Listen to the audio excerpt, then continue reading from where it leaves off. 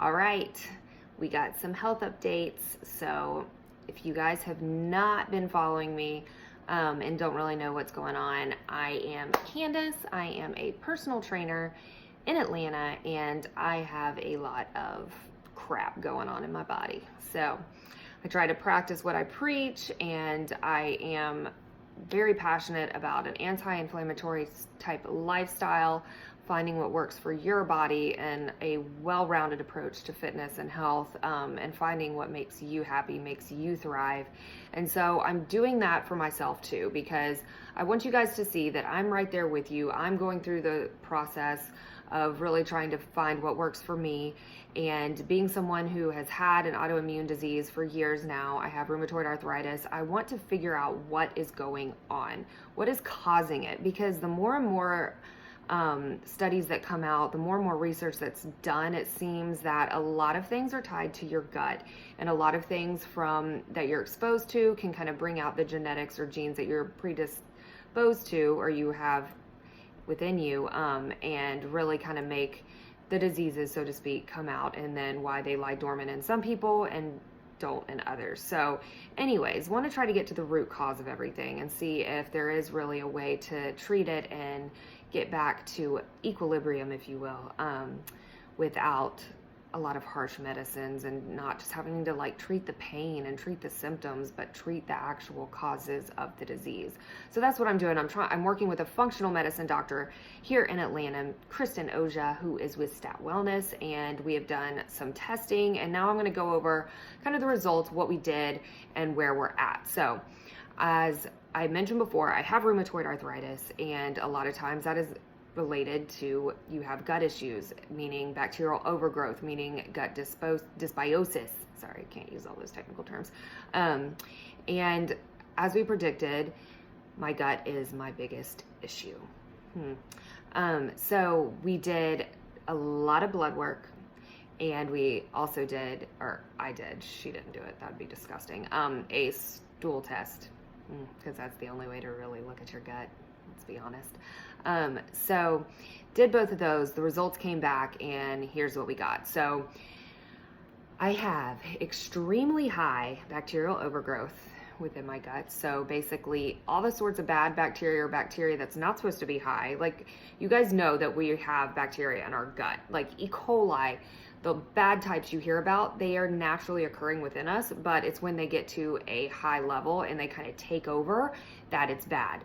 And then there's a bunch of other types of bacteria, not just E. coli, but I'm just saying as an example. And so basically I have all the ones that are not supposed to be overgrown, are overgrown. And then I also have Candida, which is a fungal overgrowth.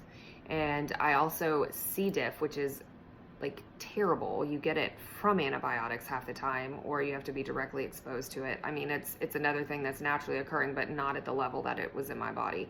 And just a little backstory, earlier this year, in the past couple years, I've really started to have some gut issues. Won't go into detail, but definitely I've had some gut issues, and I have had colonoscopies where I was told nothing was wrong. I had endoscopies, said nothing was wrong, but I've been on tons of medicine. So all the antacid blocker or acid blockers, whatever you want to call them, those take away the actual good acid your stomach needs to break down food and organism or different things of whatever we eat, bacteria. And so when we take those too much, we strip ourselves of that ability. So in the long run, it makes it worse.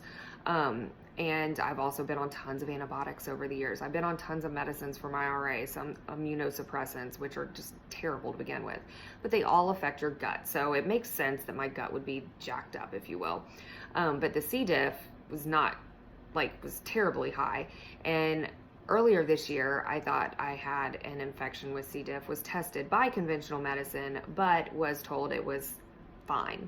Still treated it though, but it clearly is still just hanging out, having a party in my stomach. So anyways, we had to go after that. But then on top of that, all the other bacterial overgrowths, and then the intestinal permeability as well in my intestines, just not functioning as well, and kind of inflamed. My kidney function was elevated. I am dehydrated, and my cortisol was really high. So that is telling us that my body is stressed out in some way, whether it's mental, physical. It can be stemming from this gut stuff.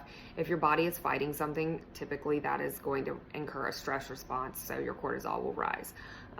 So working on all that. My T3, one of my thyroid hormones, so I've been on, was really low. I've been on Synthroid for hypothyroidism for many years. But again, conventional medicine doesn't typically look at T3. They look at T4. T3 is very important as well to make sure that your hormones are working correctly and your metabolism is functioning correctly and that your blood flow and cells have enough energy, all that good stuff that plays into thyroid and to your thyroid. I can't talk, I'm sorry. But anyway, so my T3 is low, so we have to work on addressing that. And then we also found out my magnesium was low, and different tests to test for autoimmune markers, RA, were all high. So we figured that much. So we're going after targeting my gut first. So first things first, I had to do 5 days. She's made me do it again. Nasty ass, excuse my language, antibiotics for my C. diff. And just another little side note, my dad actually had C. diff last year, and don't know, have a feeling it stemmed from that. He was in the hospital and he has had different gut issues, but he does not take care of himself, so let's be real.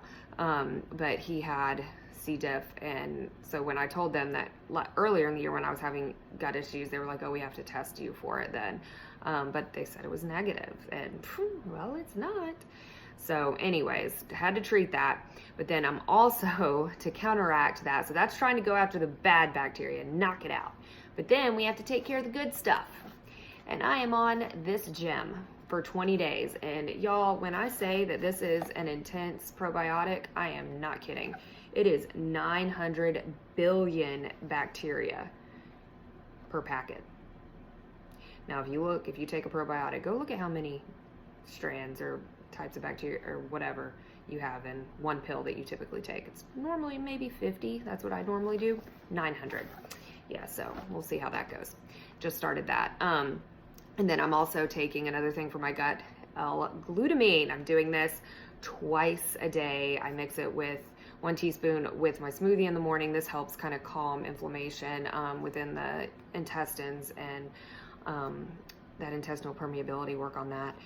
So I do that in the morning and at night. And then I'm also taking B complex, and it's because my B vitamin, or my B, like B12 was okay, but it's more so because it helps fight oxidative stress, which any sort of stress release or stress relief, my body will take it right now. And then I'm also doing digestive enzymes before each meal to help kind of digest my food. And this is all natural stuff. It's just different things that your body naturally should be having in your gut to help you digest food. But a lot of times we don't, because of the different medicines, the environments, the things we've exposed ourselves to over the years, in layman's terms. Then I'm taking a T3 supplement in the morning. And I take that along with my Synthroid first thing. And I will say that it's actually really helped. I feel like I have more focus now, and I'm not just like scatterbrained, and I don't really need as much coffee, which is kind of crazy. I always felt like I needed that in the morning, and now I don't really feel like I do. So I think that's actually really helping. And then I'm also taking this stuff, which is naltrexone, at night, and it is for my RA and inflammation. It helps kind of lower all that good stuff, and I'm doing that once a day at night. And then I'm also taking a magnesium supplement and doing my liquid IV for my electrolyte support daily. So that's kind of where I'm at right now. We're going to stay on this plan for the next few weeks. I'll get tested again next month and see how my levels have changed. So fingers crossed things improve. I will keep you guys updated with anything that I find, whether it's good, bad, ugly, whatever. I'm taking you guys along for the ride for a reason.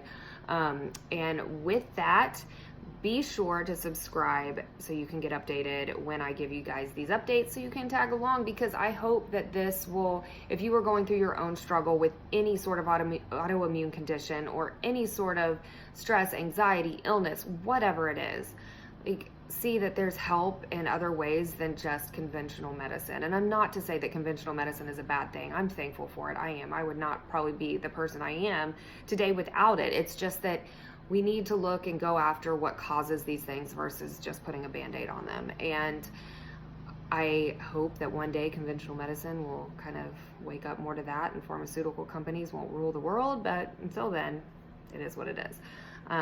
But do not take this that I do not like conventional medicine, because I do, and I'm thankful for it. I still see my doctors. I'm just trying to also go about it with these things and this plan of attack along with that, and hopefully be able to wean myself off the other stuff. So with that said, like, again, be sure to subscribe so you can stay in the loop. You can also subscribe to my newsletter, which I send out, not just a newsletter, but I send out stuff weekly about new blog posts, new updates, new promos, new products that I'm loving and reviewing.